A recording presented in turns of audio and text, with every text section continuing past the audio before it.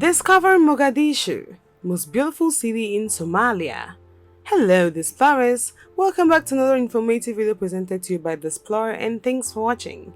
It is always a pleasure surfing around the cities of Africa and the world, bringing you some peculiar discoveries about each of them. In this video, we shall travel to Somalia to discover its most beautiful city, Mogadishu. Mogadishu is the capital and most popular city of Somalia, which has served as an important port connecting with traders all around the Indian Ocean for the millennia. With a population of over 2.4 million people, Mogadishu is located in the coastal Banardir region in the Indian Ocean, which, unlike other Somali regions, is considered a municipality rather than a federal state. The city, along with its host country Somalia, have been through a long decadent period of civil war, blended with destruction and death, which brought the city to its knees. Starting last year 2020, the city has been going through what is called a period of reconstruction and rehabilitation from its former traumas. The strength of this city can still be seen even through the shreds of what it could have been without all its walls. In this video, we shall uncover both the hidden and unhidden beauty of the city of Mogadishu. The history of Mogadishu is a good place to start with. But first, if you're new here, welcome. Be sure to subscribe and turn notifications so you don't miss any of our amazing videos. History. Tradition and old records assert that southern Somalia, including the Mogadishu area, was inhabited very early by hunter-gatherers of Khoisan descent. The ancient city of Serapion is believed to have been the predecessor state of Mogadishu. During ancient times, Mogadishu was part of the Somali city-state that engaged in lucrative trade network connecting Somali merchants with Phoenicia, Ptolemaic Egypt, Greece, Parthian Persia, Saba, Nabathaya, and Roman Empire. Mogadishu is traditionally inhabited by four main Rear Hamir Gebil Mado, or dark-skinned clan groupings, which are Morshi, Iskashato, Dabarwain, and Bandawao. And with Morshi being regarded as the oldest group in the Mogadishu, it is considered to be a subclan of Ajuran, who established one of the most powerful medieval kingdoms in Africa called Ajuran Sultanate. From the time of the rise of the Mogadishu Sultanate until Mogadishu grew to huge heights, the city has always played a pivotal role in the country for several reasons. It minted its own currency, dominated trade, and left an extensive architectural legacy in present-day southern Somalia. Between 1213 and 1286, Mogadishu city had already become the leading Islamic center in the region, with an exceedingly large city with many rich merchants, which was famous for its high-quality fabric exported to Egypt, among other places. Several dynasties ruled over the city and its environs for centuries, right up to colonization. By 1892, Mogadishu was under the joint control of the Somali Sultanate of the Geledi and the Omani Sultanate of Zanzibar. The Geledi Sultans were at the height of their power. They dominated the southern ivory trade and also held sway over the Juba and Shebel valleys in the hinterland. In 1905, Italy made Mogadishu the capital of the newly established Italian Somaliland. The Italians subsequently referred to the city as Mogadiscio.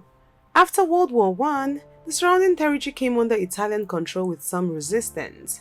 Thousands of Italians settled in Mogadishu and founded small manufacturing companies, developed some agricultural areas, constructed new buildings, avenues, and a 114 kilometers narrow-gauge railway, which was laid from Mogadishu to Johar. Mogadishu remained the capital of Italian Somaliland until after World War II, when it was captured by British forces in February 1941. After World War II, Mogadishu was made the capital of the Trust Territory of Somaliland, an Italian-administered fiduciary political entity under the ONU mandate up to 1960. After independence on the 26th of June 1960, two territories united to form the Somali Republic, with Mogadishu serving as the nation's capital. Economy.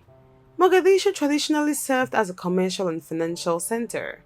Before the importation of mass-produced clothes from Europe and America, the city's textiles were forwarded far and wide, throughout the interior of the continent, as well as to the Arabian Peninsula, and as far as the Persian coast. Mogadishu's economy has grown rapidly since the city's pacification in mid-2011, including the reopening of new and old factories, banks, the galvanization of Mogadishu's real estate sector, advancement in technology, entertainment, and business in general. There has been equally massive construction of roads, hospitals, and airports to give the city a new look. Landmarks. With the reconstruction ongoing in the city, Mogadishu still has several landmarks, among which are Muslim mosques, some churches, palaces, and more, which make the city stand out. Notable palaces include Villa Somalia, which is the official residential palace and principal workplace of the President of Somalia, Mohammed Abdullahi Mohammed, and the Governor's Palace of Mogadishu, which was the seat of the Governor of Italian Somaliland, and then the administrator of the Trust Territory of Somalia. Museums, libraries, and theaters are also abundant. It could have been a bad ride through fire for Mogadishu, but then so is the journey of gold to become refined. Civil War. By the late 1980s, Barre's regime had become increasingly unpopular. The authorities became more totalitarian, and resistant movements encouraged by Ethiopia's communist Derg administration sprang up across the country. This eventually led in 1991 to the outbreak of the Civil War, the toppling of Barre's government, and the disbandment of the Somali National Army. Many of the opposition groups subsequently began competing for influence in the power vacuum that followed the ouster of Barre's regime. Armed factions led by United Somali Congress commanders, General Mohammed Farah Aidid and Ali Mahdi Mohammed in particular, clashed as each sought to exert authority over the capital. UN Security Council Resolution 733 and UN Security Council Resolution 746 led to the creation of UNOSOM 1, the first stabilization mission in Somalia after the dissolution of the central government.